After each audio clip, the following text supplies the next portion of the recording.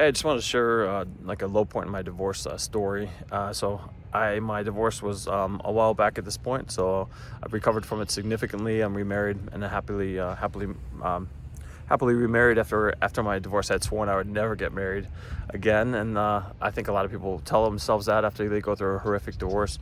But yeah, for me, my divorce was a 2-year long thing. It cost over $100,000 between the two of us, and I had lived with my ex-wife for most of that time because I had wanted us to kind of force the sale of our condo because I ultimately wanted to get our kids out into the suburbs. I really identified with suburban lifestyle, and I wanted my kids out there. I did not want my kids living and growing up in the city their whole life, which is I felt I grew to kind of ideologically be opposed to a lot of the ideals of people that live in the city. So I felt like I wanted to move out to the suburbs around a lot more family-oriented people, and around where my kids could ride bikes and that kind of thing. And so for me, I felt like that just made sense. That's what I wanted my whole life. My ex-wife had, very strong feelings that the suburbs are, very white supremacy and that type of stuff. Very extremist in her views, and I had not realized that was going to happen when I had married this person. So there was no way she's going to leave. So I went to a very tumultuous divorce, and it, as I said, it cost a lot of money. And throughout the months and the long months and into a year going on, and nothing was really happening in terms of getting a settlement. So in a divorce, you got to settle the things with the custody issues, but you also have to settle the finances with your soon-to-be ex-partner. And so we weren't really kind of moving it. And I remember it was going on and on and on. My mental health had declined rapidly.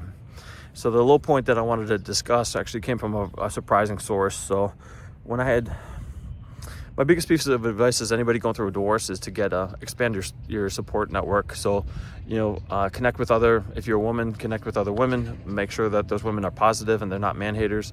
If you're a man, connect with other men, make sure they're positive and they're not women haters. But, connect with people that are kind of going through the same thing and can give you some support. And also go to therapy. That was my number one biggest regret in divorcing, was not going to therapy. So I was pretty in a shit way, and I had relied on my parents. I had connected with my family again through this divorce, and I had gotten a lot of support generally. I routinely was talking to my mom, and then I talked to a couple close buddies that I kind of really hadn't talked to in a while, but I really needed support. And so really I'm thankful for them to this day that they picked up the phone and talked to me. If somebody's going through a divorce and you know them, it really makes a big difference to have somebody that will sit there and kind of just listen for a bit. So this low point came when I had talked to my dad, and so I was in my early mid-30s at the time of my divorce, and again I was working, and I also was going through a trial of being a single dad, right? So while I was with I had my kids, we were kind of living together, but we were kind of doing this thing where we had the kids half the time, we split it up. And so I was being a single dad, trying to manage that, taking off work early to make sure I could pick up the kids from their schools and stuff like that, and do all the bedtime prep, food prep, all of the things that come along with being a single parent. And then on top of that, you had the stress of the divorce. Every time you open your inbox, you get this kind of like trauma, because you're like, shit, what's going to be in there? What's this? Opposing counsel sent us something. What the hell is that? And you see your bank account just fall off a cliff. So after a year of this kind of continual trauma, I was pretty in a bad spot. Probably one of the lowest points in the divorce. I get a call from my dad, and I'm talking to my dad, and I'm bitching and moaning, just like I had been. And a lot of it was bitching and moaning about my ex-wife and how could she be so unfair and kind of vindictive, effectively, and why is this divorce still going on? And I really needed my dad to just kind of lend an ear and give me a nod, give me a, hey, everything's gonna be okay, son. But he didn't do that. I kind of mentioned about the financial situation, and I said, look, Dad, here's what it is. I had a grandparent die, and I had gotten some inheritance money from my grandparent when they had passed away. When I was married, I ended up making a very foolish decision and giving my wife, trusting that I was getting married to this person and trusting that we would be together forever. So I ended up being very generous with the money, and particularly with the inheritance money. So I commingled our assets, and with my wife, when we got married, I paid a significant amount for the wedding. I ended up paying for It was much more lavish affair than I would have probably done on my own, but that's how weddings typically go anyways. But when we got married, I wanted to start with a clean slate, so I told my wife, I said, okay, I'm going to pay off all of your student loans. So that was like $22,000, something like that, right? And then on top of that, my wife wanted to buy property in the city. I never wanted to buy property in the city, but I was under the nice guy spell, right? This idea that, hey, I was insecure and I got a lot of I was validation seeking externally. And so I ended up really needing my wife to feel like, hey, I'm a good guy and our marriage is good because this guy's taking care of me and providing for me. So I got into this giver pattern where I gave. And I really wanted to give and just have her feel like, hey, I've got a husband that really loves and cares about me. And look at how he's providing for me. He is, so I ended up putting the entire down payment on our condo in the city. And so that's like, $90,000. And then on top of that, I ended up buying her the car that she wanted, I realized I got into the pattern of kind of doing this, and because I didn't feel that she was respectful of me. She didn't appreciate me or respect me or love me. And so I got into this kind of pattern of giving with the idea. And then she would always kind of do this thing where she'd say, oh, well, that inheritance money's your money. And then we would get into a financial jam, and then we wouldn't have anywhere to deal with it. We get into you basically accrued debt, and then it'd be like, well, what do we do? And then I felt like I was pressured. I don't know if I put that pressure on myself or it was coming from her through manipulation, but effectively it was like, well, let's dip into this inheritance money and wipe our credit clean. And I had done that maybe 2 or 3 times over the course of the marriage. And so overall, we kept having rising debt, and I kept feeling like, hey, we're not thriving, even though we're both young and we both have, good careers. We're college educated people and have good careers. We're not thriving. So anyways, I kind of, and there might have been a couple other things that I had given money to my ex-wife for over the years. And I had actually signed over, like it got to the point where I felt like my ex-wife was continually saying like, well, that money's your money, that money's your money, that money's your money. And our marriage was not doing well. So I thought, man, she keeps bringing this money thing up.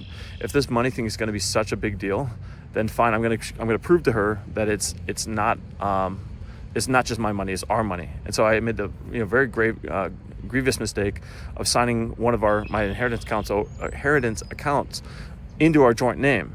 Now she later used that and started draining that to hire her to pay for her attorney to fight me vindictively and endlessly. So I'm telling my dad these things, and I really was down, and for me that was where I was really, as I'm saying this out loud to people, you guys probably shaking your head and thinking, wow, this guy's stupid, this guy's a moron.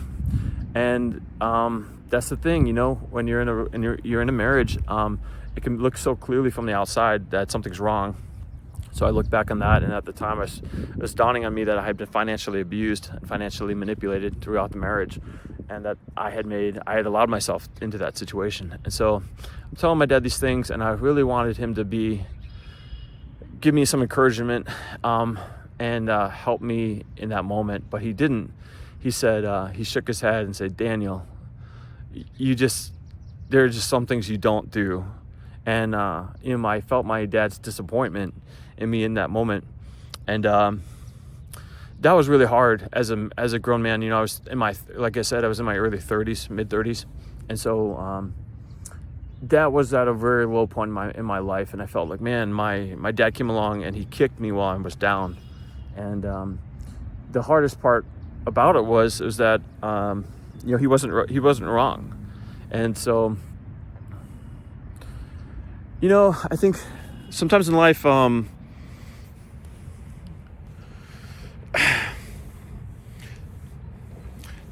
you go through a divorce, it's very traumatic, and there's some things you just never forget. I had another time with one of the people, a relative, and I had explained about what I was going through in the divorce. And the guy ended up saying, I ended up telling him about all of the kind of financial abuse and a lot of the other stuff that I won't go into, but it was years worth of stuff where I was kind of like, when you're ready for a divorce, the veil drops and you're able to see the pattern of the relationship and all of the insane things that had gone on.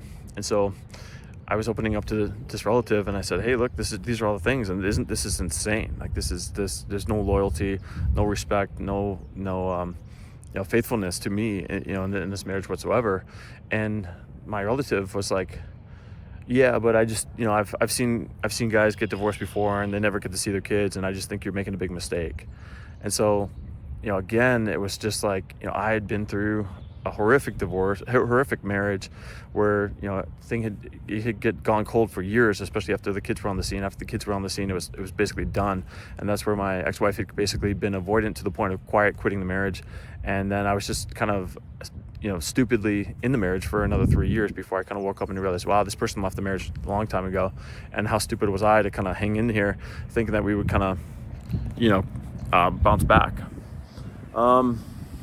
So when my relative had said, like, I guess my overall point here is, when you're going through a divorce, you're going to get a lot of support from the people in your family. Sometimes you're going to get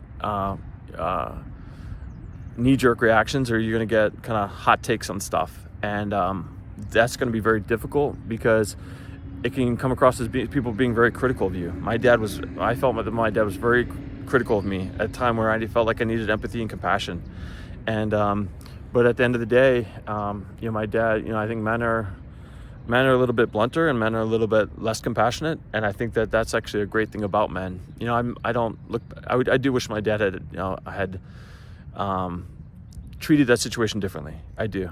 If I was in that situation with my son, I would want him to know that I'm in his corner and not make him feel that he made a stupid mistake when, at the end of it, that caused him, because effectively it's just kind of like spitting on somebody when they're down, I felt.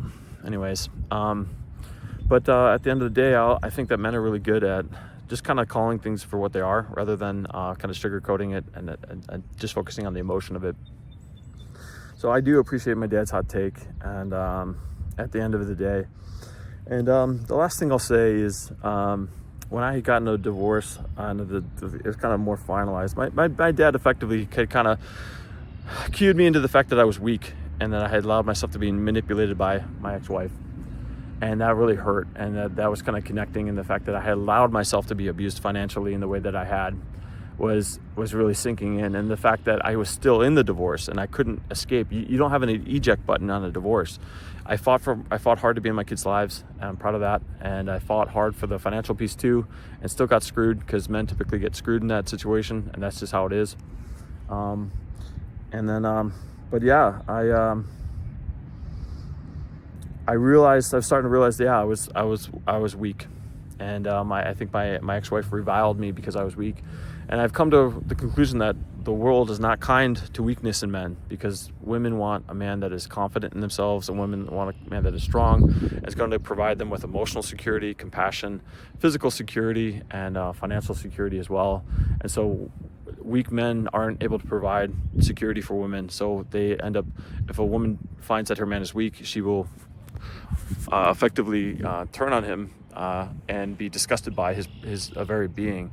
And so if you're in a situation where you are weak, and I felt like I had some childhood trauma that I did not kind of process and did not overcome, and that I did feel that it made me weak as a man. I didn't stand up for my beliefs. I didn't stand up to my ex-wife. I didn't stand up to bullies throughout my life.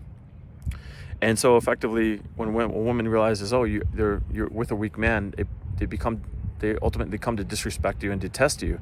So even though I was giving my ex-wife, tens of thousands of dollars in terms of gifts to kind of show her, I love you, I'm providing for you, please accept me as a man, and please accept me and respect me and appreciate me, that's not the way that you do it. And that's how so many men try to play the nice guy card.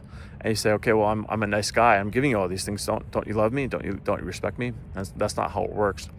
So I'll close with this. When the ink finalized on the divorce, I remember I went to the kitchen cabinet and I opened it, and I had every morning, I have a very regimented person. I got up to make myself a cup of coffee, and there was a mug sitting there where I normally would grab my mug from, and it was a mug that my ex-wife had gotten maybe as a present, or she went out and purchased it. And it said, the mug said, "Why are weak men afraid of strong, intelligent, and connected women?" And then it ended with, "Because they fucking should be." And so my ex-wife is this really rabid, feminist type character, and I felt that this mug really punctuated how she felt about me. She felt that I was a weak and pathetic man. And looking back over the entire marriage, it's difficult. And I feel that it's hard because I realize that there's truth in that. There's truth in that. And I've worked hard to overcome that. I'm very proud of that effort. And for me, I really need to get in touch with my masculinity. And for me, I define masculinity as having the courage to stand up and define what you want in life, and pursuing it, defining your values in life and quantifying them and standing on them every day. So my values are: I want to treat my loved ones with love and respect and kindness. I'm remarried. I have a wonderful wife in my life, despite the fact that I said I would never get married after this horrible situation with my ex-wife. But I stand on my values every day, and if I fail to live up to my values, I have a bad situation with somebody in my family. If I fail them, or it's a negative interaction, I say, did I treat my daughter or my son or my wife with love and respect and kindness? And if the answer is no, then I go to them. I say, hey, I screwed up. I mistreated you. So, and I apologize for it and tell them how I'm going to react in the future, how I'm going to rectify the issue in the future. Anyways, I think I'll end there. But yeah, I really appreciate you guys watching. And if you're hurting and going through a divorce right now, my heart goes out to you. And just realize that life's a journey, and there's a lot of life after divorce. I promise you that. Stay strong. Bye.